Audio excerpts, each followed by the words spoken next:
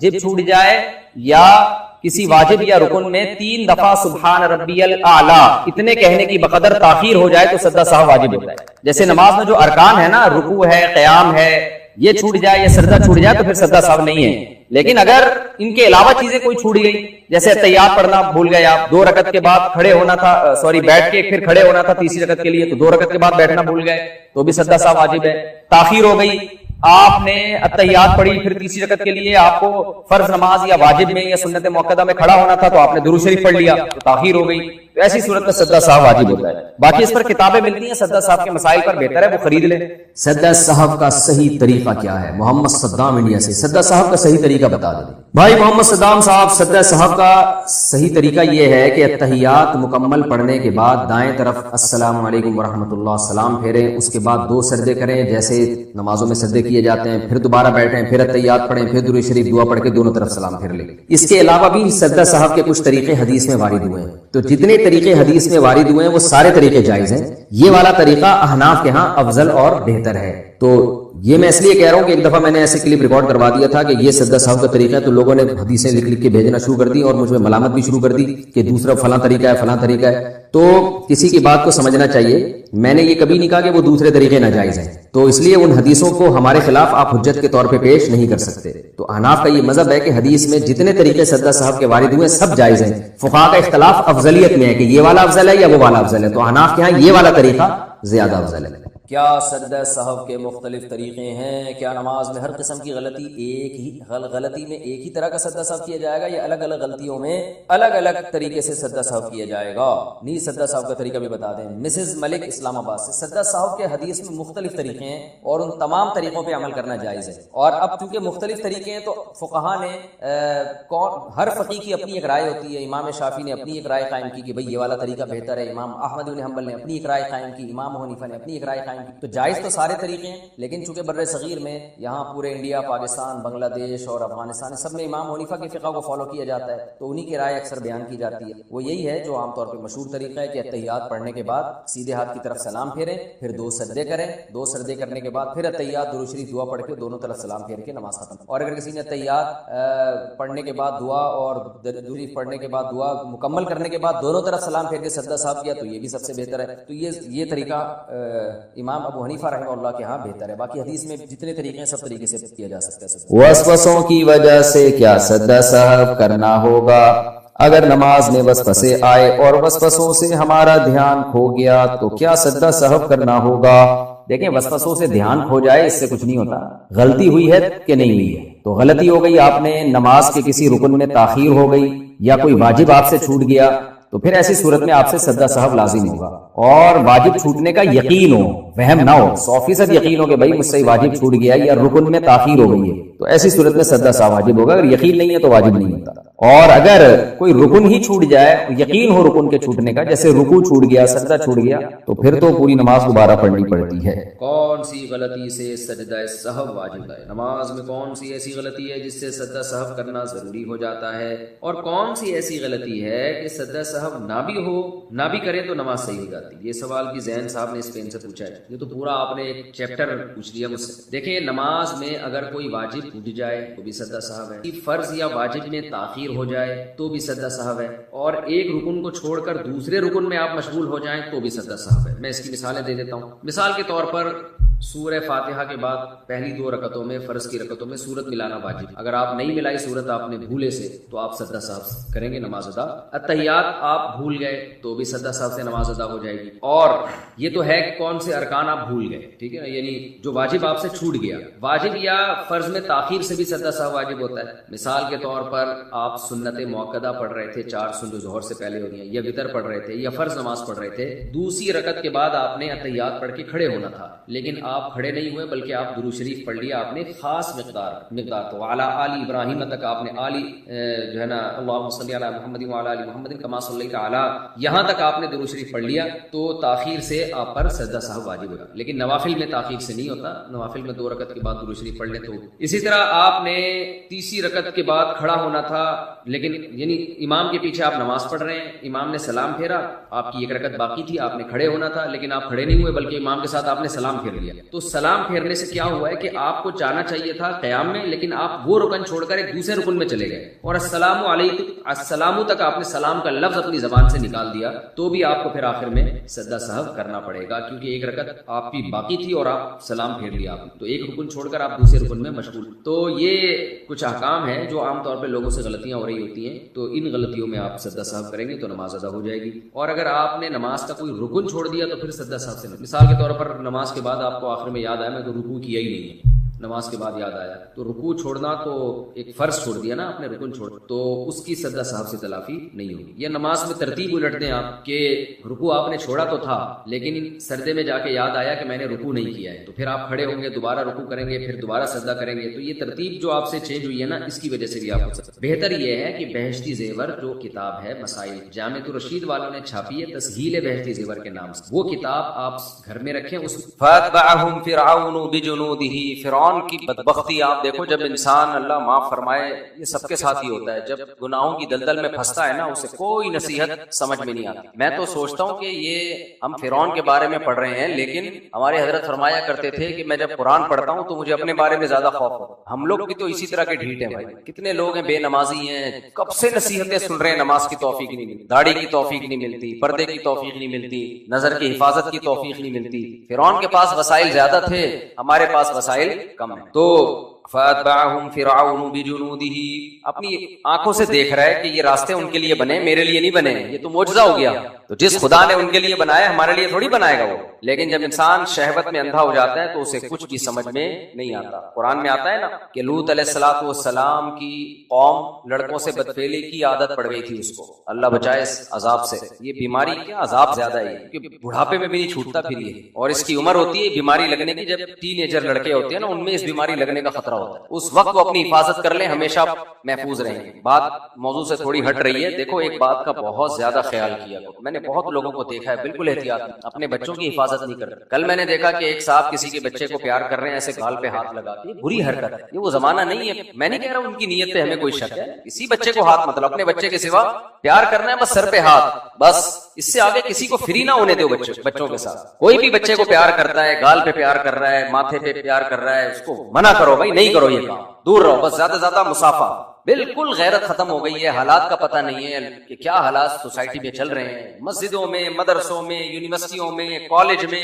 جہاں بھی کراؤڈ ہوگا نا بچوں کا، لڑکوں کا، وہاں یہ خطرات موجود ہوں گے، ہر جگہ ہوتے ہیں خطرات۔ زیادہ لوگ خراب نہیں ہیں ہماری سوسائٹی میں، لیکن ایک گندا آدمی ہوگا، ایک برا آدمی ہوگا، اس سے بچے کو بچانے کے لیے 100 پہ پابندی لگانی پڑے گی۔ ہمارے یہاں اس پہ بہت زیادہ سختی تھی، مفتی رشید احمد صاحب رحمہ اللہ، اتنے پاک دامن بزرگ، اتنے بڑے عالم، عمر بھی 78 سال، اور اتنے اللہ والے، ہم ان کا تو مشہور ہی تقویٰ تھا، وہ طلبہ کو پیار کرنے کے لیے نا، میں نے دیکھا ایک دفعہ یہاں پیٹھ پہ ہاتھ لگانا تھا، یہ بھی نہیں لگایا، سر پہ بس، حالانکہ ہمیں پتا تھا یہ تو، اور اتنا وہ تو اس عمل کے خلاف تھے۔ آج گلے مل رہے ہیں عید پہ، وہ دیکھو کیسا گلے مل رہے ہوتے ہیں، اور بچوں کے ساتھ، لڑکوں کے ساتھ، کیا غیرت ہے یار۔ مجھے کل بہت برا لگا، ایک صاحب بچے کو ایسے نا گال سے یوں پیار کر رہے ہیں، تمہارا بچہ تھوڑی، اس کو کہانی میں نے کچھ ایسے لوگ ہوتے ہیں آدمی ٹوکتے نہیں، لیکن مجھے برا عمل لگا، میں نے کہا میں بیان میں اس پہ بات کروں گا، بس بچے کے سر پہ ہاتھ رکھو، اس سے زیادہ نہیں۔ بچیوں کا بھی ایسا ہی ہے، بچوں کا بھی ایسا ہے، اور خوب سمجھ لو بچے کو کزن کے ساتھ بستر پہ سونے مت دو۔ یہ یاد رکھو، یہ جو لوط علیہ السلام کی قوم کی بیماری ہے، یہ بچپن میں کزنوں سے لگتی ہے، بھائیوں میں یہ نہیں ہو سکتا، کزنوں سے لگتی ہے یہ بیماری۔ وجہ اس کی ہے کہ ماں باپ اپنے بچوں کو اجنبیوں سے تو بچا لیتے ہیں، لیکن کزنوں سے کہتے ہیں یہ تو بھائیوں کی طرح ہیں۔ میں نہیں کہہ رہا کزن برے ہوتے ہیں، ایک بھی برا ہوگا نا، دیکھو یہ جس کو یہ غلاظت لگ گئی نا، جیسے بھوکے کو روٹی چاہیے نا، اور شدید پیاسے کو پانی چاہیے، اس سے بھی زیادہ طلب اس بدبخت کو ہوتی ہے لڑکوں کی۔ وہ تلاش کر رہا ہوتا ہے ہر جگہ اپنا ہدف۔ شادی بیاہ میں، بارات میں جب گیدرنگ ہوتی ہے تو ایسی گیدرنگ میں یہ تلاش کر رہے ہوتے ہیں کہ وہ بچہ ہے، وہ بچہ کسی کے ساتھ بھی سونا مل جائے، بس سونے کو مل جائے۔ ماں باپ کو خیال ہی نہیں ہوتا، کہتے ہیں تو کزن ہے، چپک چپک کے سو رہے ہوتے ہیں۔ وہاں سے عادت پڑتی ہے اس کو بھی، اور پھر پوری زندگی کے لیے عادت خراب ہو جاتی ہے۔ اور جن کو زیادہ پختہ ہو جائیں اس عادت میں، وہ شادی کے بعد بھی عادت نہیں چھوٹتی۔ بچوں کو پیار کرنا، اپنے بچوں کو بس کر لیا کرو، باقی بچے کو پیار کرنا ہے سر پہ ہاتھ، اس سے زیادہ نہیں۔ اس دن کسی مسجد میں پکڑا، ایک بندہ بیٹھا ہوا پیچھے کرسی پہ بیٹھا ہوا، کسی بچے کو جو ہے وہ پیار کر رہا ہے، وہ کیمرے لگے ہوئے تھے، انہوں نے پکڑ کے طبیعت سے الحمدللہ اس کو کوڑ دیا۔ تیرا کیا لگتا ہے بھائی؟ مجھے بھی میسج آیا، جو انتظامیہ تھی نا، جاننے والے تھے، انہوں نے کیمرہ وہ کیا کچھ نہیں اس نے، لیکن یہ کہ حرکتوں سے لگ رہا تھا کہ بندہ ٹھیک نہیں ہے. میں نے کہا کوٹ دو طبیعت سے. کچھ کیا نہیں اس نے, لیکن ان لوگوں کو طبیعت سے وقت پہ کوٹ دیا جائے, اگلے پچھلے گناہ معاف کر دیے جائیں. آئندہ کے لیے یہ 100 دفعہ سوچ. یہ بہت سختی کیا کریں. کوئی بھی بچے کو گود میں بٹھا رہا ہے, کیوں بٹھا رہے ہو؟ مسجدوں میں بھی ہاتھ کا مذاق بہت برا ہے. اعتکاف میں لوگ بیٹھے ہوئے ہیں, لڑکے بیٹھے ہوئے ہیں, ہاتھ کا مذاق کی اجازت, جیسے چپکنے کی, باڈی ایک دوسرے سے دور رکھو. ہم جب مدرسے گئے, حضرت مفتی رشید احمد صاحب کیا, انہوں نے اتنی سختی کی تھی اس مسئلے میں, کسی کو ساتھ چپک کے بیٹھنے کی اجازت نہیں تھی. ہاتھ کا مذاق نہیں. ہم جو شرارتیں کرتے تھے زبان سے سامنے والے کو اتنا ترسا دیتے تھے نا مذاق میں, کہ وہ لگتا تھا کہ ابھی جل کے ختم ہو جائے گا. ہاتھ کا مذاق بولو نہیں, کہ کان پکڑ رہے ہو کسی کی, ویسے بھی برا لگتا ہے, بہت ہی بری حرکت ہے. تو یہ میں نے تھوڑی اس پہ لمبی بات کر لی ہے, لیکن اس میں احتیاط کرو. ہاتھ کا مذاق بولو بالکل نہیں. اور بچوں کو کزنوں کے ساتھ دور رکھو, یعنی چاہے کھیلیں کودیں, بس ایکٹیویٹی نوٹ کرو. رات کو یا دوپہر کو چپک ایک بستر پہ نہ سوئیں. شریعت نے تو حکم دیا ہے کہ جب بچہ 10 سال کا ہو جائے نا, اس کا بستر الگ کر دو, لیکن آج 10 سال سے پہلے الگ کرنا پڑے گا. 10 سال سے بھی پہلے الگ کرنا, کیونکہ بچہ ٹک ٹاک پہ, موبائل پہ بہت چیزیں دیکھ رہا ہے جس سے اس کے جذبات بھڑک رہے ہیں. 10 سال گیا, اب 7 سال میں آپ کو احتیاط کرنی ہے. اور چھوٹا بچہ ہے, اس کی تو 7 سال سے پہلے بھی ہے. اجنبیوں کے ساتھ تو سوال ہی پیدا نہیں ہوتا کہ اس کو سونے دی. تو لوط علیہ السلام کی قوم میں جو یہ بیماری لگی تھی نا, واقعہ یہ لوط علیہ السلام کی قوم کا نہیں ہے, اس لیے میں سنا رہا ہوں تاکہ یہ واقعہ بھی آ جائے. یہ بیماری بھی ہماری سوسائٹی میں بہت پھیل رہی ہے. باہر کے ملکوں میں تو اس کو لیگل کر دیا انہوں نے. اور آپ کو پتا ہے کتنے بڑے بڑے اسکینڈل اور کیسز بنے بچوں کے ایکسپورٹ ہونے پر. کچھ یتیم خانے ایسے جو یتیم خانہ بنا ہوا ہے, یتیم خانوں میں بہت سے بچے ایسے آتے ہیں جن کا پتہ ہی نہیں ہوتا کون ہے, بالکل لاوارث, ان کے نام پہ کھیلا گیا ہے, ان بچوں کو بیچا گیا ہے کروڑوں روپے میں, پھر ان کو استعمال کیا ہے باہر ملکوں میں. اور یہ بڑے بڑے NGOs, سب کی بات نہیں کر رہا ہوں, یہ اس میں ملوث ہیں. تو بیچا گیا ہے, بچوں کے اعضاء بیچے گئے ہیں, بچوں کے ساتھ جنسی جو معاملات ہوتے ہیں وہ, کیونکہ جو لوارث بچے ہوتے ہیں ان کے ساتھ بہت کچھ خطرہ ہوتا ہے. تو اب کیا ہے کہ کیونکہ یہ ٹھڑک ایک دفعہ پیدا ہو جائے بہت مشکل ہوتا ہے اس کو. توبہ کرنے والے وہ توبہ کر لیتے ہیں, تو اس لیے احتیاط کی ضرورت ہے. خیر میں وہ جلدی سے وہ بتا رہا تھا کہ لوط علیہ الصلوۃ والسلام کی جو قوم تھی نا, اس میں یہ بیماری پیدا ہو, ان میں یہ بیماری پیدا ہو. باہر ملکوں میں تو یہ لیگل ہو گیا ہے, اتنا زیادہ ان لوگوں میں بیماری پھیلی ہے نا کہ ان کو لیگل کرنا پڑا. اس تو لوط علیہ الصلوۃ والسلام کی قوم میں بیماری, اللہ نے لوط علیہ السلام کو بھیجا اس کام کے لیے کہ جاؤ ان کو سمجھاؤ. تو لوط علیہ السلام نے کیا سمجھایا, وَتَذَرُونَ مَا خَلَقَ لَكُمْ رَبُّكُم مِّنْ أَزْوَاجِكُمْ, تمہارے لیے اللہ نے عورتوں کو پیدا کیا, تم ان کو چھوڑ کر, نکاح کو چھوڑ کر ادھر کیوں منہ مار رہے ہو. یہ جب واقعہ آئے گا تو میں انشاءاللہ وہاں تفصیل سے بتاؤں گا. ابھی تو صرف اتنا کہ قرآن کہتا ہے کہ جو خوبصورت فرشتے لوط علیہ السلام کے گھر میں انسانی شکل میں, خوبصورت نوجوانوں کی شکل میں آئے نا, تو شہر والے دوڑتے ہوئے آ گئے. تو لوط علیہ الصلوۃ والسلام اتنے پریشان کہ میرے مہمان ہیں, یہ میری عزت کا سوال ہے, اور کہہ رہے ہیں لو ان لی بکم قوۃ, کاش میرے بازوؤں میں طاقت ہو, یہ میرے مہمان ہیں. لا تفضحون, مجھے ذلیل مت کرو, رسوا مت کرو.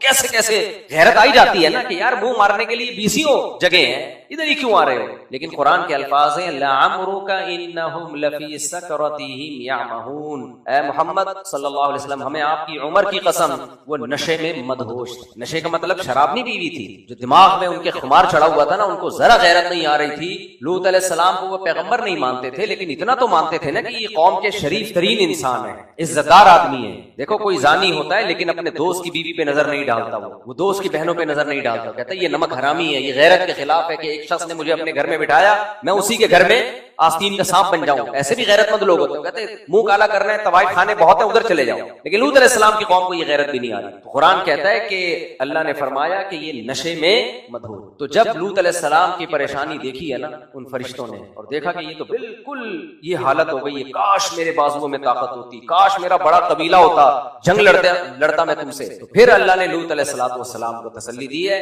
یا لوط انا رسول ربک. فرشتے کہنے لگے کہ ہم انسان نہیں ہیں, بہت طاقتور فرشتے ہیں, ہم چھوٹے موٹے نہیں ہیں, ہم بہت طاقتور, اور لن یصلوا الیک, یہ ہرگز آپ تک نہیں پہنچ سکتے. اب دیکھو وہ لوط علیہ السلام تک تھوڑی پہنچنے کے لیے آئے تھے, وہ آئے تھے ان لڑکوں تک پہنچنے کے لیے. تو انہوں نے یہ نہیں کہا کہ ہم تک نہیں پہنچ سکتے, یہ اس لیے نہیں کہا کہ یہ تو سوال ہی پیدا نہیں ہوتا, یہ تو سوال ہی پیدا نہیں ہوتا. ہمیں اللہ نے یہ طاقت دی ہے کہ اس بستی کو اٹھا کے ہم الٹ دیں, تو ہم تک پہنچنے کا تو سوال ہی پیدا نہیں ہوتا.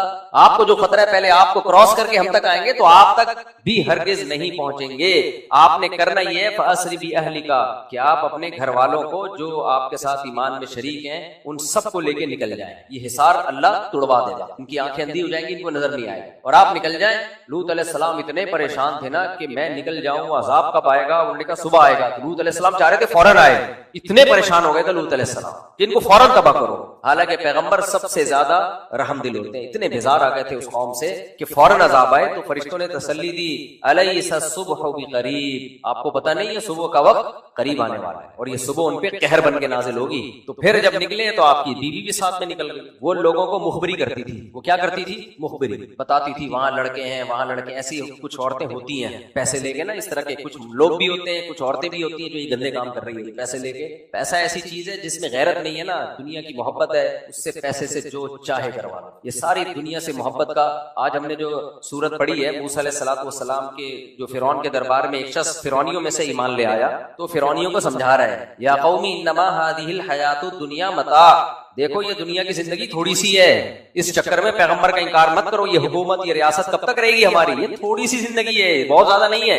تو بات یہی ہے کہ جب انسان تھوڑی سی نہیں سمجھتا نا اس زندگی کو، بہت زیادہ سمجھتا ہے، ہر برائی کی جڑ پھر یہاں سے پیدا ہو. میرے سامنے کیس آئے ہیں بہت سارے کہ جی یورپ کی نیشنلٹی کے لیے اپنے آپ کو گے شو کر دی. کیا بے غیرتی ہے یار، کیا بے غیر. ایک صاحب نے کہا میں ہوں نہیں لیکن میں اپنے آپ کو شو کر دوں. میں نے کہا ایک تو وہ ایسے ہے نہیں کہ جو شو کر دے اس کو نیشنلٹی دے دیں. دوسری بات یہ کہ کسی اتنی گندی چیز کی اپنی طرف نسبت جھوٹ میں بھی کرنا کوئی غیرت مند اس کو برداشت نہیں کرے گا. یہ تو جس کو عادت ہو تو منہ چھپاتا پھرتا ہے، وہ تو منہ چھپاتا پھرتا ہے. جھوٹ میں بھی اپنے آپ کو یہ کہلوانا کہ میں گے ہوں، کتنا گندا عمل ہے. تو اس لیے یہ سارے عذاب آتے ہیں کم وقت دیر سے شادیوں کے نتیجے. سوری میں نے آپ لوگ کو کم وقت بولا، آپ کو نہیں بولا، یعنی جو یہ نہیں سمجھتے ان چیزوں کو ان کو بولا ہے. بولا تو آپ کو یہ، لیکن پھر میں باہر رجوع کر رہا ہوں کہ ان کو بولا ہے. سمجھ میں نہیں آ رہا. سارے گند اسی سے ہوتے ہیں. وقت پہ نکاح ہو جائے، انسان پاکیزہ زندگی گزارتا ہے تو سارا غلاظت ہماری سوسائٹی میں یہی سے. خیر حلال کو خوب پھیلاؤ سوسائٹی. میاں بیوی کی محبت پاکیزہ محبت ہوتی ہے، پیغمبروں میں ہے بھائی. یہ پیغمبروں نے نکاح کیے ہیں. موسیٰ علیہ السلام،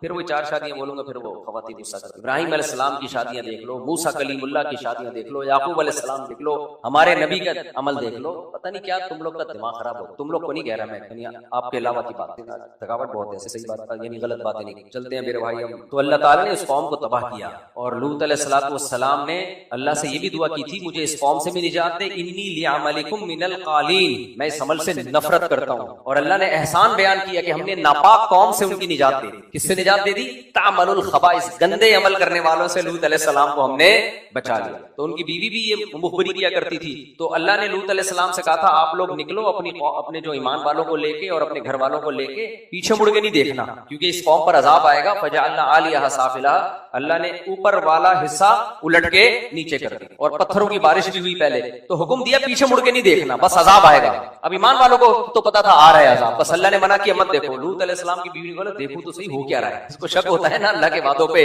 جس کو اللہ کے وعدوں پہ شک ہوتا ہے وہ یہ کام کرتا ہے کہ دیکھیں تو صحیح آ بھی رہا ہے کہ نہیں آ رہا. اس نے دیکھا پیچھے مڑ کے، وہ بھی ہلاک ہو سکتا. تو اللہ نے پوری بستی کو تباہ و برباد کر دیا. اور قرآن کہتا ہے وَإِنَّكُمْ لَتَمُرُّونَ عَلَيْهَا مُصْبِحِينَ، عربوں کو کہا کہ تم ان کی بستیوں سے گزرتے بھی. آج بھی لوط علیہ السلام کی جو قوم تباہ ہوئی تھی اس کے کھنڈرات موجود. اس لیے میرے بھائی کسی کو یہ عادت پڑ گئی ہے تو اس کو بیماری سمجھ کے اس کا علاج کرائے. اور علاج میں سب سے پہلے کیا ہے؟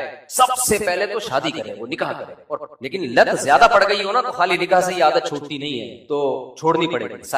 سائیکیٹرسٹ کو دکھائے، سائیکولوجسٹ کو دکھائے، بزرگوں کی خدمت میں رہے، 4 مہینے لگائے تبلیغ میں، جس طرح سے کر سکتا ہے کرے وہ، لیکن اسباب اختیار کرے اس عادت کو چھوڑنے کی. کیونکہ یہ پھر نہیں چھوڑا نا بڑھاپے میں، خدا کی قسم سڑا ہوا بڈھا ہوتا ہے. بڑھاپے میں ہوتا کچھ نہیں ہے اس سے لیکن سڑا ہوا. اللہ بچائے. آگے چلتے ہیں میرے بھائی. تو اللہ نے بچایا بنی. اچھا یہ گندگی دنیا میں قوموں میں نہیں تھی، عربوں میں بالکل بھی نہیں تھی. جب صحابہ کرام جن میں اللہ نے پیغمبر کو نبی بنا کے بھیجا نا، ان میں یہ بیماری نہیں تھی. پتہ ہے کیوں نہیں تھی؟ اس لیے کہ اس قوم کو آگے نبی کا جانشین بنانا تھا. تو اس کے لیے اللہ نے ایسی قوم کا انتخاب کیا جو فطرت اور نیچر پر ہو. سمجھ میں آ رہی بات؟ ان کے اندر کچھ کوالٹیز تھی، سخاوت تھی، غیرت تھی، یہ ساری چیزیں تھی. وہ غلط استعمال ہو رہی تھی تو ان کا رخ کیا کر دیا؟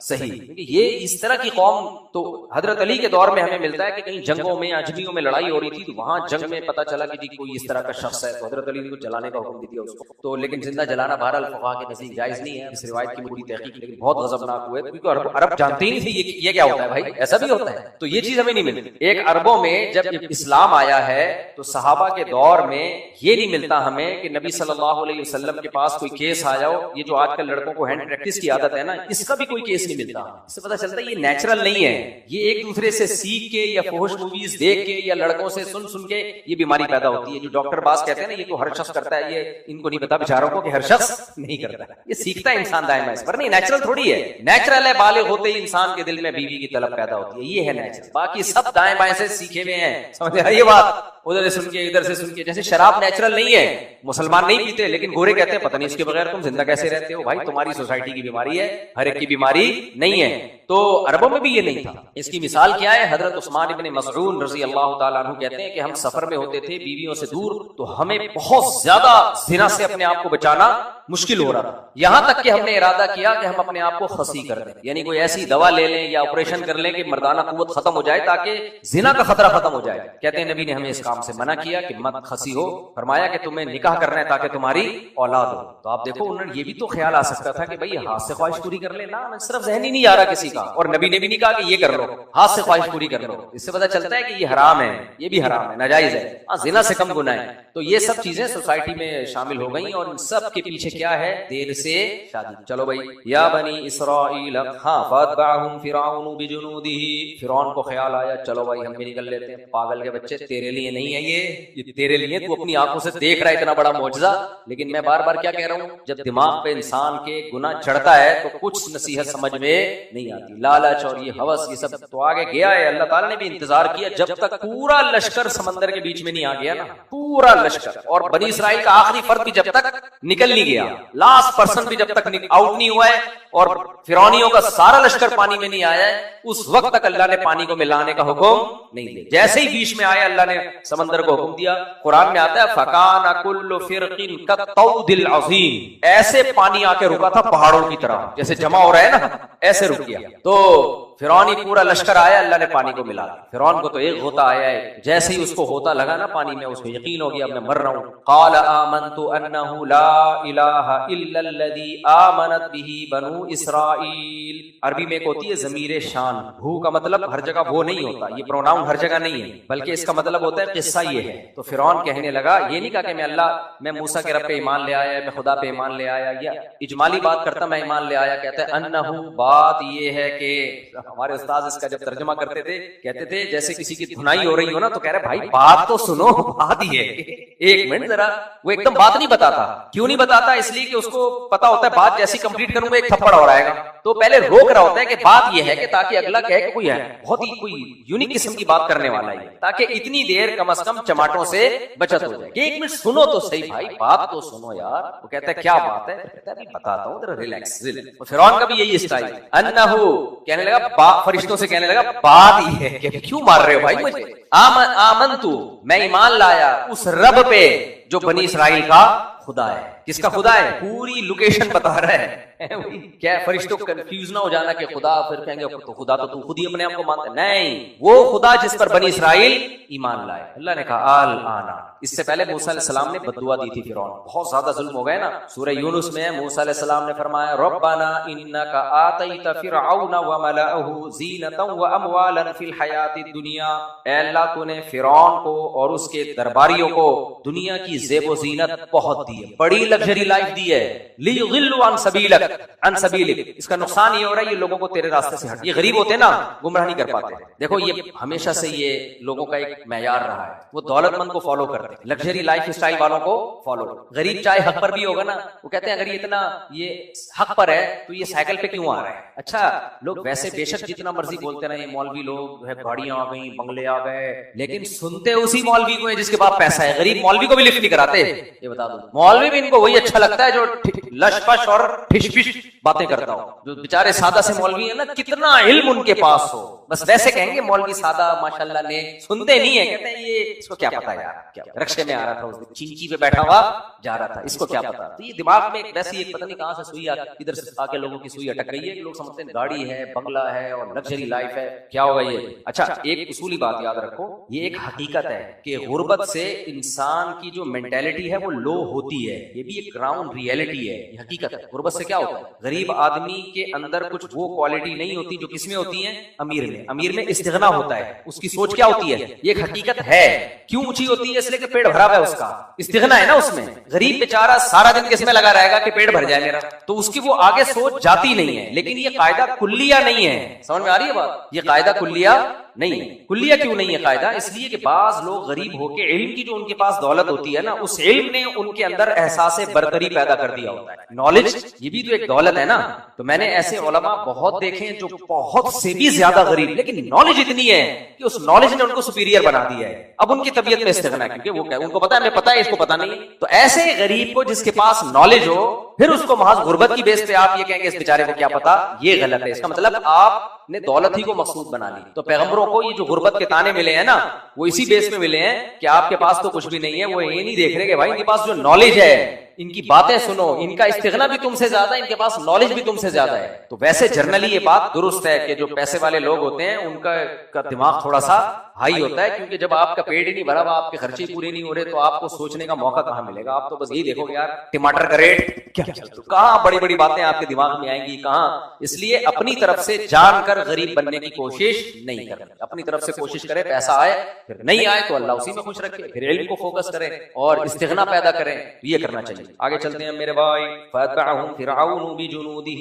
فَغَشِيَهُمْ مِنَ الْيَمِّ مَا غَشِيَهُمْ. تو فرعون نے کیا کہا؟ آمنت انہ. ہاں میں مثال دے رہا تھا، قرآن کی آیت پڑھ رہا تھا. موسیٰ علیہ السلام نے اللہ سے کیا دعا مانگی؟ حضرت ہارون علیہ السلام اور موسیٰ علیہ السلام نے مل کے، اللہ تو نے فرعون کو جو دولت دی ہے نا، اس کی وجہ سے لوگ گمراہ ہو رہے ہیں، پیسہ سارا اس کے پاس ہے اور مجھے تانے دیتا ہے. لولا القی علیہ اسورۃ من ذہب. آپ کے پاس سونے کے کنگن کیوں نہیں ہیں؟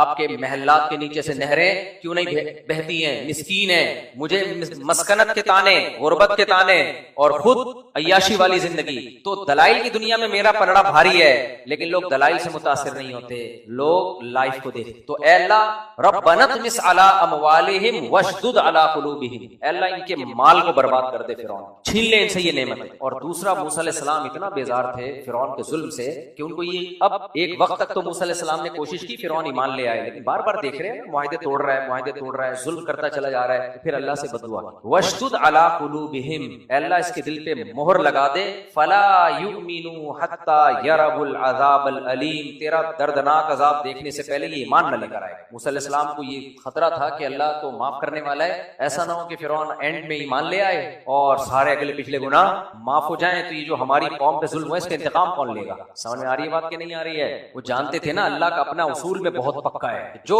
مرنے سے پہلے عذاب دیکھنے سے پہلے توبہ کر لے گا اس کے سارے گناہ معاف. موسیٰ علیہ السلام سے زیادہ کون بھی جانتا ہوگا اس حقیقت. حدیثوں میں آتا ہے 100 انسانوں کے قاتل نے توبہ کی ہے مرنے سے پہلے اور اللہ نے اس کو معاف بھی کیا، جنت میں داخل بھی کیا. 100 انسانوں کا قتل کتنا بڑا جرم ہے. ایسے لوگ بھی ہیں 99 سال تک کفر کی زندگی میں رہے، بت پرستی کرتے رہے، مرنے سے ایک دن پہلے توبہ کر لی. قصہ کیا ہو گیا ہے بھائی؟ حضرت ابو ہریرہ رضی اللہ عنہ کہتے ہیں ایک شخص آیا، دشمن کی صف تھے، مشرک تھا، وہ کافر تھا، لڑائی کے لیے سامنے کھڑا ہوا تھا. نبی کے پاس آیا کہ اگر میں اسلام لے کے آتا ہوں تو میں پہلے اسلام لے کے آؤں یا پہلے لڑائی لڑوں آپ کے ساتھ مل کے؟ آپ نے فرمایا کہ اسلام قبول کرو. اس نے اسلام قبول کیا. غالباً حدیث کے الفاظ یہ ہیں کہ میں اگر اسلام لاؤں اور مارا جاؤں تو کیا ہوگا؟ فرمایا شہادت ہوگی، جنت میں جاؤ گے. ٹھیک، اسلام قبول کیا. ادھر سے آیا تھا لڑنے کے لیے، ادھر سے لڑنا شروع کر دیا اور لڑائی میں شہید ہو گیا. تو آپ صلی اللہ علیہ وسلم نے فرمایا عامل قلیلا واجر کثیرا، عمل بہت تھوڑا کیا، کما بہت زیادہ کیا. حدیث میں آتا ہے بعض لوگ نا جنت برے اعمال کرتے کرتے جہنم کے ایک بالش قریب ہو جاتے ہیں اور پھر جاتے کہاں ہیں؟ جنت. اور بعض الٹا بھی ہے، نیک اعمال کرتے کرتے ان میں اور جنت میں ایک بالش کا فاصلہ رہ جاتا ہے، پھر ان کی بدبختی غالب آتی ہے اور ایسا الٹا عمل کرتے ہیں کدھر کو چلے جاتے ہیں؟ جنت. اس الٹے عمل میں یہ کہ کفر کر دیا، خلاف شریعت وصیت میں بھی یہی ہے. حدیث میں اس پر بھی اس طرح کی وعید ہے کہ شریعت کے خلاف وصیت کر دی، محروم کر دیا کسی کو، حالانکہ وہ وصیت نافذ نہیں ہوتی، لیکن اس سے تو کوشش کی نا، جاتے جاتے ظلم کر کے جا رہے ہیں، جاتے ہوئے تو کوئی اچھا کام کر کے جاتا. تو آخری عمل کی بڑی حیثیت ہوتی ہے کہ آپ اینڈنگ میں کیسے تھے، آخری عمل آپ کا کیسا چل رہا تھا. تو وہ جو تھے نا صحابی ادھر آئے اور گئے اور شہید ہو گئے. تو حضرت ابو ہریرہ فرماتے تھے کہ ہم پوچھا کرتے تھے کہ بتاؤ کون ایسا شخص ہے جس نے نہ کبھی نماز پڑھی، نہ زکات دی، نہ روزہ رکھا، گیا کہاں ہے؟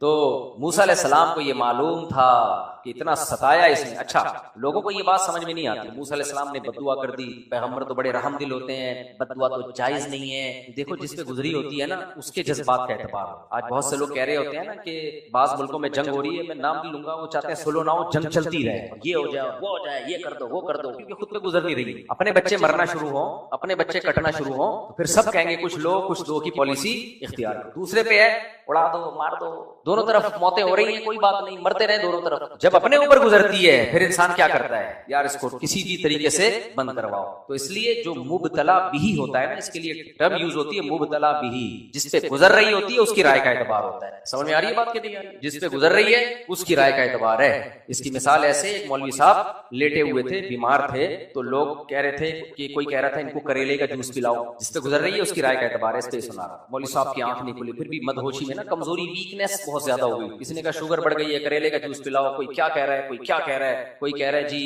مختلف جو اس زمانے میں چورن چٹنیاں ہوا کرتی تھیں علاج کے لیے، انار کا جوس پلاؤ، یہ پلاؤ وہ پلاؤ. مولوی صاحب کیا ہے، آنکھ بند کر کے غنودگی میں لیٹے. آواز آئی دودھ جلیبی کھلاؤ، ایک دم آنکھ کھلی ہمارا. پھر کہنے لگے بھائی یہ کیا کہہ رہے ہیں اس کی بات، تو جس پہ گزر رہی ہے اس سے پوچھو کہ اس کو کیا کھلاؤ. یاری تو یہ میرے والد صاحب سنایا کرتے تھے، اللہ معاف کرے، وہ بڑے مزے سے سناتے تھے. تو اس لیے جس بنی اسرائیل پہ گزری تھی نا، اور موسیٰ علیہ السلام قوم کے خیر خواہ تھی، کس طرح بچوں کو ماؤں کی گود سے چھینٹ کے ان کے سامنے ذبح کیا جا رہا ہے، کیا گزرتی ہوگی ماؤں کے کلیجوں. اور پھر کتنی کوشش کی، نرم انداز سے تبلیغ کی ہے، معجزے دکھا دیے، جادوگروں سے مقابلہ کرا دیا، اس میں بھی فتح ہر طرح سے. پھر ظلم بڑھاتا ہی چلا جا رہا ہے، پیچھے نہیں ہٹ رہا. پھر اللہ نے مینڈکوں کا طوفان، مینڈکوں کا عذاب بھیجا، جوؤں کا عذاب بھیجا، خون کا عذاب بھیجا. جب کوئی عذاب آتا موسیٰ علیہ السلام سے کہتا آپ دعا مانگو یہ عذاب ٹل جائے، ہم ایمان لے آئیں گے. دعا مانگتے عذاب ٹلتا، پھر پیچھے ہٹ جاتا. قرآن کہتا ہے فانتقمنا منہم، ہم نے بھی انتقام لیا. اور موسیٰ علیہ السلام کا انتقام کیا تھا؟ بددعا. تو بعض دفعہ ظالم کے لیے بددعا کرنا یہ اپنی قوم کے ساتھ رحمت ہوتی ہے. موسیٰ علیہ السلام کو معلوم تھا کہ یہ کہیں اب اگر توبہ کر لی اللہ کو سب معاف کر دے گا اس کے، تو اللہ معافی نہیں چاہیے. تو یہ نہیں کہا کہ اللہ توبہ کرے بھی تو بھی معاف نہ کرنا، کیونکہ موسیٰ علیہ السلام کو معلوم تھا یہ دعا قبول نہیں ہوگی. کتنی زبردست اللہ کی رحمت ہے نا کہ حضرت موسیٰ کو یہ معلوم تھا کہ یہ توبہ کرے گا اور اللہ معاف نہ کرے یہ دعا قبول نہیں ہوگی. قاعدہ اللہ کا یہی ہے، جو توبہ کرے گا معافی. قرآن کے الفاظ دیکھو، من یعمل سوءا او یظلم نفسہ ثم یستغفر اللہ، کیا خاندانی الفاظ ہے. جس شخص نے بھی اپنی جان پہ ظلم کیا یعنی گناہ کرے، برائی کی، پھر وہ اللہ کے سامنے معافی مانگے گا، یجد اللہ غفور الرحیم، اللہ کو غفور بھی پائے گا اور رحیم. اللہ کو یہ پائے گا، محسوس کرے گا کہ واقعی جو اس نے کہا ہے نا میں غفور اور رحیم ہوں، یہ اس کو محسوس ہوگا کہ واقعی وہ ہے، یعنی اللہ اس کے دل میں ڈال دے گا یہاں میں نے معاف کر دیا. تو موسیٰ علیہ السلام کو معلوم تھا کہ یہ توبہ اگر کر لی نا تو اللہ کا قاعدہ ہے کہ اللہ کیا کرے گا؟ معاف. لہٰذا اللہ سے یہ دعا نہیں مانگو کہ اللہ اب یہ توبہ کر بھی لے تو قبول نہیں کرنا، اللہ کا قاعدہ پکا ہے. کہتے ہیں موسیٰ علیہ السلام کے پاس فرعون وہ شیطان آیا ایک دفعہ، ایسی واقعہ کتابوں میں لکھا ہے، پتہ نہیں سند ہے نہیں لیکن اس کا مضمون ٹھیک ہے. تو کہنے لگا کہ ہم نے سنا ہے کہ جو بھی توبہ کرے اس کی توبہ قبول ہوتی ہے. موسیٰ علیہ السلام نے کہا، تو شیطان نے کہا کہ اللہ سے یہ پوچھو کہ میں اگر توبہ کر لوں، کتنے لوگوں کو جہنم میں اب تک میں ڈلوا چکا ہوں. ہے وہی آدم علیہ السلام کو جنت سے نکلوایا، اس کے بعد بھی نوح علیہ السلام کی قوم کا پورا قوم کا بیڑا غرق کروا دیا میں نے، بت پرستی میں ڈال کے وہ ڈوب گئے، اور ان کا بیٹا آخری دن تک، آخری وقت تک بھی کشتی میں نہیں بیٹھا، سب برباد کر دیا میں نے. تو اب بھی توبہ قبول ہو جائے گی؟ کبھی ہو جائے گی. اللہ سے پوچھ کے آیا ہوں تو وہ کہہ رہا ہو جائے گی. اچھا بھی اللہ سے ذرا طریقہ بھی پوچھیں کہ کیا طریقہ کروں توبہ کا. تو اللہ میاں نے کہا کہ میں نے تجھے حکم دیا تھا کہ آدم کو سجدہ کر، تو اب آدم تو نہیں، ان کی قبر ہے وہاں کر لے جا کے. شیطان نے کہا it's possible, how is it possible for me, جب وہ زندہ تھے اس وقت میں نے نہیں کی، اب تو وہ قبر میں ہے، اب تو میری اور زیادہ انسلٹ ہے اس میں. آج کوئی بھی بات غلط کر رہی ہو نا انگلش میں کرو، اگلا مان لیتے ہیں، پڑھ لکھا آدمی کیا ہے. اچھا باہر ملکوں میں انگلش کی 2 ٹکے کی ویلیو نہیں ہے، امریکہ یورپ میں وہ تو بالکل ویلیو نہیں دیتے اس. میں حیران ہوں، وجہ اس کی ہے کہ ان کی نیچرل، ان کی مدر لینگویج ہے، وہ بالکل اس میں ہے ہی نہیں کوئی ان کے ذرا سا بھی فرق. اور کہتے ہیں ہم حیران ہوتے ہیں پاکستانی لوگوں کو ہو کیا گیا ہے، وہ کہتے ہیں حیران ہے، کہتے ہیں آپ کے جو اسکالر جو انگلش بولتے ہیں وہ یونیورسٹی میں بڑے فیمس ہیں. کہہ رہے ہمارے یہاں تو یہ بہت عجیب سمجھا جاتا ہے کہ یہ انگلش کی بیس پہ کیسے فیمس ہو گئے. انگلش آنے سے تو صرف یہ پتا چل گیا کہ انگلش آتی ہے، تو اس سے کیا ہو گیا. میں نے کہا ہمارے ہاں آپ جتنا بھی غلط بیان انگلش میں کرو یہ ہے پڑھا لکھا آدمی. اچھا وہ یہ بھی کہتے ہیں اکثر اسکالر کے بارے میں، سب کی بات نہیں کر رہا، کہ جو یہاں انگلش بول رہے ہیں بول بھی غلط رہے ہو. کہہ رہے ہم جب وہ یہاں آتے ہیں نا تو وہ کہتے ہیں خدا کے لیے اردو میں بیان کرنا، انگلش میں بیان مت کرنا ورنہ ہنسی نکلے گی یہاں لوگ. خیر سب کی بات نہیں، زیادہ تر. تو زبان کا آنا ایک اچھی بات ہے لیکن یہ کرائٹیریا نہیں ہے علم کا، نالج کا. ہمارے رشتے دار نے بتایا انڈیا، وہ پہلے پنجاب سے کراچی میں لوگ آیا کرتے تھے نا 70-75 میں، تو ایک پنجاب سے آئے، وہ کہنے لگے بھائی یہاں تو بچہ بچہ پڑھا لکھا ہے، اردو بول رہا ہے بچہ بچہ. تو اب تو اردو بہت زیادہ آ گئی، پہلے اردو ہر ایک کو نہیں آتی تھی، سیکھنی پڑتی تھی. کیا مطلب جو اردو بول رہا ہے پڑھا لکھا ہے کیا؟ بھائی اردو ہے، یہ تو زبان ہے. تو یہ ایک بڑا مسئلہ ہے. تو شیطان نے کہا ہاؤ از اٹ پاسبل کہ میں نے جب آدم زندہ تھے سجدہ نہیں کیا، قبر کو سجدہ کروں، یہ میری انسلٹ اس سے بھی زیادہ، یہ نہیں. تو مطلب یہ ہے کہ توبہ نہیں کروں. تو توبہ اس کو نہیں کہتے کہ توبہ استغفار، توبہ کا مطلب اس برائی کو چھوڑ دے آپ. تو شیطان ابھی تک چھوڑنے کے لیے ایگری نہیں ہے، ابھی تک تیار نہیں، اڑا ہوا ہے. تو اللہ موسیٰ علیہ السلام نے بددعا کی فرعون کے لیے، اے اللہ اس سے توبہ کی توفیق چھین، توبہ نہ کر، جو پتا تھا توبہ کرے گا معاف ہوگا، تو توبہ کی توفیق نہ ملے، یہ قابل قبول ہے کیونکہ اللہ دلوں پہ مہر لگا دیتا ہے۔ اور توبہ کی توفیق ملے گی بھی تو کب؟ جب دردناک عذاب اپنی آنکھوں سے دیکھ لے، جس میں پتا ہے کہ اس وقت پھر اللہ توبہ قبول نہیں کرتا، اس وقت توبہ قبول نہیں ہوتی۔ تو یہی ہوا، توبہ کی اس نے، لیکن جب دردناک عذاب اپنی آنکھوں سے دیکھ لیا تو اللہ نے فرمایا آنا، اب کر رہا ہے توبہ، نہ وقد عصیت قبل، اس سے پہلے تو پوری زندگی تیری برائیوں میں گزری ہے، اب تو تجھے عذاب بھی ملے گا، اور الیوم ننجیک ببدنک، تیری باڈی کو ہم محفوظ رکھ لیں گے، لتکون لمن خلفک آیا۔ جب یہ آیتیں نازل ہوئیں صحابہ کو معلوم نہیں تھا کہ فرعون کی باڈی محفوظ، نہ نبی صلی اللہ علیہ وسلم کو معلوم تھا، کوئی ان کے پاس نالج نہیں تھی اس بارے میں، بعد میں دریافت ہوئی ہے یہ، وہی بات پر ایمان لے آئے کہ کہیں محفوظ ہوگی، ہمیں کیا پتا بھائی کہاں ہے، اللہ کہہ رہے تو محفوظ ہے۔ تو آج دنیا کو پتہ چل گیا کہ فرعون کی باڈی محفوظ، اور ہمیں تو وہ نظر آتا ہے وہاں رکھا ہوا، لیکن حقیقت میں قرآن کہتا ہے النار، وہ گیا آگ میں، یعرضون علیہا غدوا وعشیا، جس آگ میں اس کو صبح بھی جلایا جاتا ہے اور شام کو بھی جلایا جاتا ہے، یہ برزخ کا عذاب ہے۔ وَيَوْمَ تَقُومُ السَّاعَةُ، اور جس دن قیامت قائم ہوگی، ادخلوا آل فرعون اشد العذاب، آج بھی آیتیں آئی ہیں، اللہ کہیں گے اس کو اس سے بھی زیادہ سخت عذاب میں ڈال دو۔ وَإِذْ يَتَحَاجُّونَ فِي النَّارِ، اور اس وقت کو یاد کرو جب فرعون اور اس کے جتنے اس پر جو موسیٰ کی بات جنہوں نے رد کر دی، جو اس کے ساتھ تھے، قرآن نے یہ بھی کہا کہ خود بھی گمراہ ہوا، اوردہم النار، اپنی قوم کو بھی آگ میں لے لیا۔ اس لیے اپنے لیڈروں کو اتنا فالو کرو جتنا افورڈ کر سکتے، خود بھی جائیں گے جہنم میں، جائیں گے تمہیں بھی لے جائیں گے، غلط بات پہ ان کا ساتھ مت دو، قوم پرستی میں قوم کا اتنا ساتھ دو جتنا افورڈ کر سکتے ہو، ظلم میں اپنی قوم کا ساتھ مت دو، قوم کے ساتھ تم بھی جہنم میں جاؤ گے۔ آج عصبیت چل رہی ہے ہر جگہ، فرقوں میں بھی یہ چل رہا ہے، اپنے فرقے کی ہر غلط چیز میں بھی اس کو فیور کرنا۔ فرعونی کیوں کر رہے تھے؟ حکومت میں ہے تو بس ہماری قوم ہے اور ہماری حکومت ہے، ہر غلط چیز میں بھی اس کو فیور کر رہے ہیں۔ تو آپ غلط چیز میں اپنے فرقے کو فیور کرو گے، اپنی قوم کو فیور کرو گے، غلط چیز میں اپنے خاندان کو فیور کرو گے، اسی طرح میرے بھائی اپنی بیٹی کو فیور کرو گے نا، داماد کا پتہ ہے صحیح ہے، بیٹی کیا ہے بولو غلط، یہ بھی اسی میں داخل۔ اپنے بیٹے کو فیور کرو گے، حالانکہ پتہ ہے کہ بہو صحیح ہے، بلا وجہ اپنے بیٹے کو ہی فیور کر رہے ہو، یہ سب غلط ہے۔ تو اس لیے قرآن نے کہا عدل کا دامن ہاتھ سے مت جانے دو۔ فرعون کو اللہ کہتے ہیں اس نے پوری قوم کو مروا دیا، سب کو آگ میں، ایمان لے آتا پوری قوم بھی اسی کو فالو کرتی، ایمان لے آتی بچ جاتی۔ اوردہم النار، تو اللہ کہتے ہیں وَإِذْ يَتَحَاجُّونَ فِي النَّارِ، اس وقت کو یاد کرو جب یہ جہنم میں چیخ رہے ہوں گے، بحث بازی کر رہے ہوں گے، اور اِذْ يَتَحَاجُّونَ فِي النَّارِ فَيَقُولُ الضُّعَفَاءُ لِلَّذِينَ اسْتَكْبَرُوا، کمزور لوگ اپنے بڑوں سے کہہ رہے ہوں گے إِنَّا كُنَّا لَكُمْ تَبَعًا، کہ ہم تو تمہارے تابع تھے، فَهَلْ أَنْتُمْ مُغْنُونَ عَنَّا نَصِيبًا مِنَ النَّارِ، تمہاری وجہ سے ہم جہنم میں آئے ہیں، تو کیا ایسا کر سکتے ہو کہ کچھ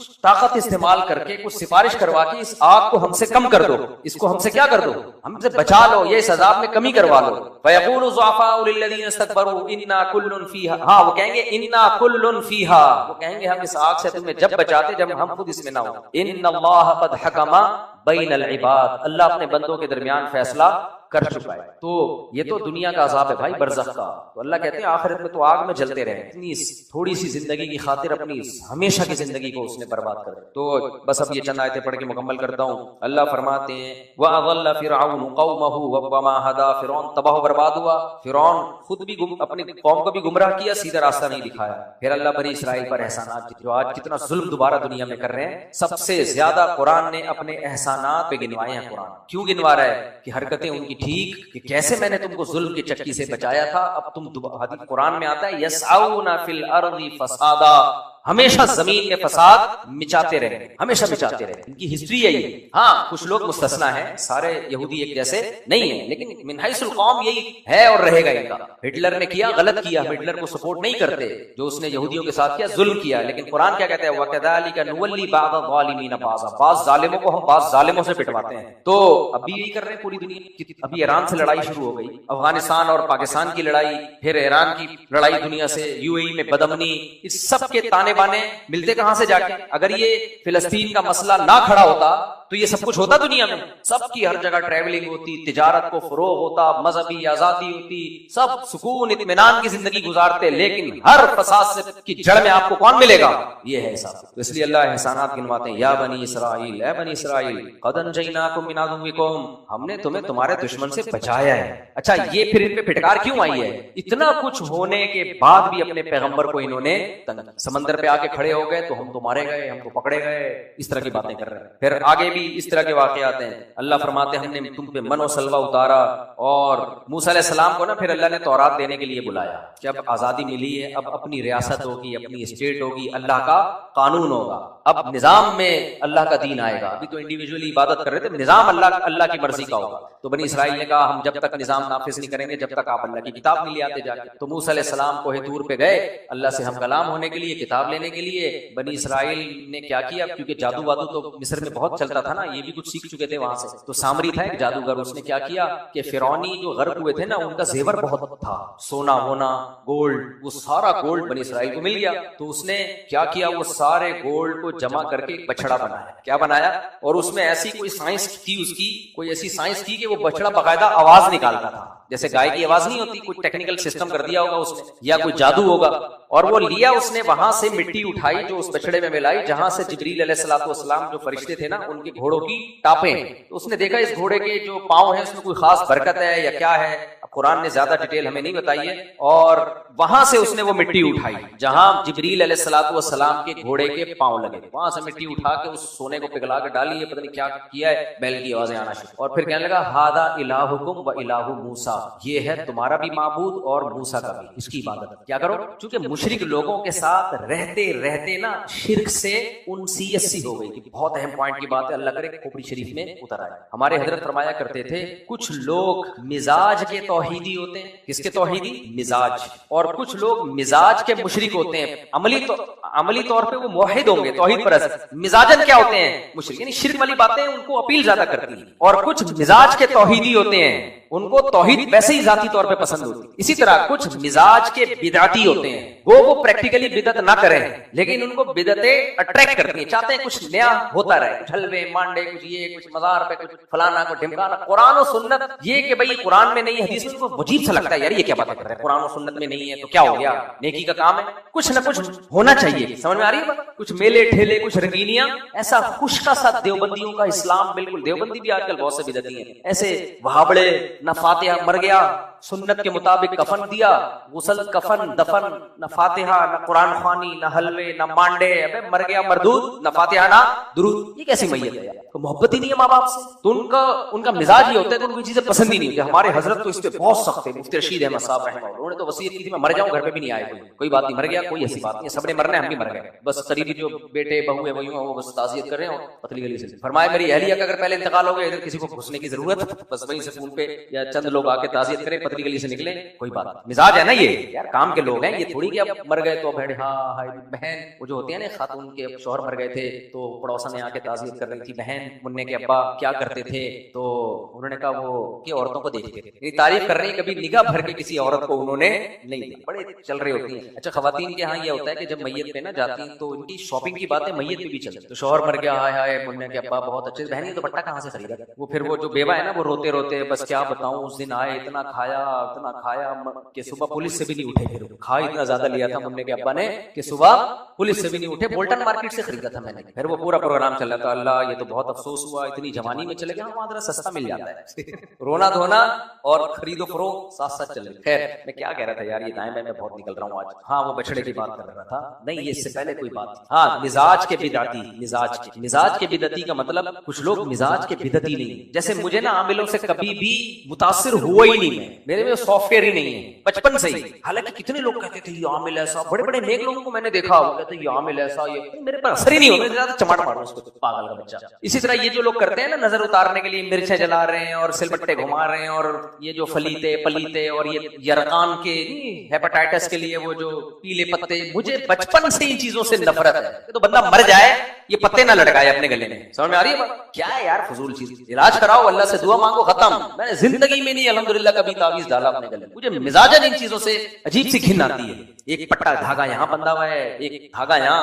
اور کچھ لوگ ہوتے ہیں مزاج کے تعویذی، آپ ان کے دیکھو ایک ادھر دھاگا ہوا ہے، ایک انگوٹھے پہ دھاگا ہوا ہے، ادھر دھاگا ہوا ہے، ایک ادھر دھاگا ہے، ایک امام نظام یہاں باندھا ہوا ہے. گھر میں بھی جاؤ گے تو پتہ نہیں کیا کیا لگا. گھر کو صاف ستھرا سادہ سادہ بناؤ یار. اللہ سے دعا مانگنا سیکھو نا یار. دعا مانگو، کتنا مزہ آتا ہے. کوئی پریشانی ہو اللہ سے دعا مانگو. جو اللہ دعا سے کام نہیں کر رہا وہ تعویذ سے کیوں کرے گا تمہارے کام. حلال حرام کی میں بحث نہیں کر رہا، مزاج کی بات کر رہا ہوں. تو اسی طرح کچھ لوگ مزاج کے توحیدی ہوتے ہیں، کچھ مزاج کے بدعتی ہوتے ہیں، کچھ مزاج کے مشرک ہوتے ہیں. ان کو چاہیے کچھ نہ کچھ میلے ٹھیلے لگے رہے. تو اب بنی اسرائیلی جو تھے نا، تھے تو توحید پرست، لیکن مشرکوں میں رہ رہ کے مزاج کے کیا ہو گئے تھے، ذہنیت مشرکانہ بن گئی. ہم لوگ بھی چونکہ ہندوؤں کے ساتھ بہت رہے ہیں نا، اس لیے میرے بھائی ہندوستان پاکستان میں جو مسلمان ہندوؤں کے ساتھ رہے، انہوں نے ساری زندگی دیکھا کو پتھروں کو پوجتے ہوئے. تو پتھر تو پوج سکتے نہیں تھے تو باباؤں کو پوجنا شروع کر دیا. عرب میں چونکہ نہیں ہے، ہندوؤں کے ساتھ رہے نہیں ہیں. عرب میں بڑے سے بڑے بزرگ کا انتقال ہو جائے، دفنایا، قبر، دفن، فینش. اتنے بڑے بڑے بزرگ ہیں، کسی کی قبر بھی نہیں بتاتے وہ کہاں ہے. سعودیہ کے شیخ بن باز کتنے بڑے مفتی تھے، انتقال ہوا ہے سادہ غسل کفن. ہمارے یہاں کسی بڑے کا انتقال ہو جائے پروگرام چلتا ہے پورا. سعودی عرب کے بادشاہ کی ڈیتھ ہوئی ہے، جو پہلے بادشاہ تھے، وہ اتنے سادہ طریقے سے کفن دفن اور قبر کے ایک پادری مسلمان ہو گیا وہ منظر دیکھ کے کہ یار تم لوگ کیا اتنے حرام سے ہو جاتا ہے. کیوں؟ عرب لوگ مزاج کے توحیدی ہیں. سمجھ میں آ رہی ہے بات؟ مزاج میں بدعت نہیں ہے. اور ہمارا یہاں جو ہندوستان بر صغیر ہے نا، مزاج میں کیا ہے، جتنی نئی چیزیں مارکیٹ میں لائیں گے نا، جتنی نئی رسمیں آئیں گی، ان کو بڑا مزہ آتا ہے. جتنا اللہ رسول نے بتایا ان کو مشکل ہوتی ہے کہ یہ کیوں ہے. تو بس یہ پروگرام چل رہا ہے. تو بنی اسرائیل بھی مشرکوں میں رہ رہ کے کیا بن گئے تھے، مزاج کے مشرک. تو انہوں نے کہا موسیٰ علیہ السلام تو فی الحال گئے ہیں، فی الحال اب عبادت تو کرنی ہے، نماز کے پورا تفصیلی طریقہ تو جب تک آئے گا تو فی الحال اسی کو شروع کرتے ہیں. کیا تو کیونکہ آواز نکال رہا ہے تو کچھ خدا کی کوئی روح آئی. مشرک نے پھر تعویلات کرتا ہے، ہم تو اصل میں تو اسی کو مانتے ہیں کہ اس میں روح آئی ہے. ہم تو اصل میں مانتے ہیں اللہ کو ہی ہے، لیکن جب یا رسول اللہ مدد کہتے ہیں تو بھائی اللہ نے اپنے نبی کو بھی تو کچھ اختیارات دیے ہیں. بھائی کیوں اللہ نے کہیں کہاں کہا کہ میں نے اختیارات دیے ہیں؟ تو بھائی کیا مطلب اللہ کے نبی کو کی حیثیت ہی نہیں ہے؟ بھائی اللہ کے نبی کی یہ کم حیثیت ہے کہ وہ نبی ہیں، اللہ کے پیغمبر ہیں، یہی بہت بڑی حیثیت ہے. لیکن بس جو توحیدی ہوتا ہے وہ کہتا ہے اس کو پسند. آج جو آیتیں آئی ہیں نا ان میں یہ بھی آیا ہے. قرآن کہتا ہے وَإِذَا ذُكِرَ اللَّهُ وَحْدَهُ اشْمَأَزَّتْ قُلُوبُ الَّذِينَ لَا يُؤْمِنُونَ بِالْآخِرَةِ، کہ جب ان مشرکین کے سامنے صرف اللہ کا نام لیا جاتا ہے ان کے دل تنگ ہونا چاہیے. کیا صرف اللہ کی، لیکن جب اللہ کے ساتھ دوسروں کا نام لیا جائے چہروں پہ ان کے کھلکھلا. تو مشرک کے لیے توحید کا بیان بڑا مشکل ہے، اس کو ہضم نہیں ہوتا ہے. صرف اللہ کا نعرہ کیوں لگا رہے ہو بھائی؟ تو بنی اسرائیل بھی مشرکانہ مزاج بن چکا تھا. تو انہوں نے کہا کہ چلو فی الحال کس کی عبادت کرتے ہیں، بچڑے کی. موسیٰ علیہ السلام کو اللہ نے بتایا کہ آپ ادھر آئے ہیں، ادھر آپ کی قوم کو شیطان نے فتنے میں ڈال دیا ہے اور سامری جادوگر نے ان کو فتنے میں ڈال دیا ہے. موسیٰ علیہ السلام غضبناک ہو کے واپس لوٹے. یا قومی، اپنی قوم سے کہا اللہ نے تم سے اچھا وعدہ کیا تھا، میں تورات لینے گیا تم تھوڑا سا انتظار تو کر لیتے. تو انہوں نے بتایا بھائی یہ ٹیکنیکل کسی چیز ہی ایسی بنا دی ہے. اخرج لهم عجلا جسدا له خوار، ایک بچڑا بنا دیا اور وہ بول بھی رہا ہے. تو ہم مجبوراً فی الحال نے کہا کہ چلو فی الحال. موسیٰ علیہ السلام نے اپنے بھائی ہارون علیہ السلام کی داڑھی پکڑی اور کھینچی اور غصے میں کہا کہ ما منعک اذ رأیتهم ضلوا، آپ دیکھ رہے ہو یہ گمراہ کر گئے ہیں، میں آپ کو بول کر گیا تھا کہ اس قوم کو سیدھے راستے پہ رکھنا، آپ کے سامنے شرک ہو رہا ہے، یہ کیوں آپ کی ذمہ داری ہے. ایسے کھینچی. تو یا ابن ام لا تأخذ بلحیتی ولا برأسی، ہارون علیہ السلام نے فرمایا اے میری ماں کے بیٹے، میری سر اور داڑھی کے بالوں کو نہ کھینچ. تو پتہ چل رہا ہے کہ سر بھی پکڑا ہوا تھا ایسے. ماں کا واسطہ اس لیے دیا کہ اس میں محبت کا عنصر زیادہ ہوتا ہے. تو کہتے ہیں کہ میں نے ان کو منع کیا لیکن یہ باز نہیں آئے، پھر میں زیادہ منع کرتا تو لڑائی نہ ہو جاتی اس قوم میں، اس لیے پھر میں باز آیا. تو بہرحال پھر حکم یہ دیا گیا کہ اللہ نے فرمایا کہ ان کی توبہ ایسے قبول ہوگی کہ جنہوں نے بچڑے کی عبادت کی ہے، کچھ ایسے بھی تھے جنہوں نے نہیں کی تھی، تو وہ ان کو قتل کر دیں. تو یہ اپنے آپ کو قتل کے لیے پیش کر دیں، ادروائز توبہ قبول نہیں. پھر انہوں نے اپنے آپ کو توبہ بھی کی، پھر انہوں نے اپنے آپ کو قتل کے لیے پیش کیا تو ان کو قتل کیا. سمجھ آ رہی ہے؟ ایک بزرگ نے بڑی پیاری بات کی ہے کہ اللہ تعالیٰ کا تو قانون یہ ہے کہ بغیر سزا کے توبہ قبول کر لیتا ہے یا نہیں؟ کیا خیال ہے بھائی؟ آپ دو آنسو بہائیں یا آنسو نہ بھی آ رہے ہو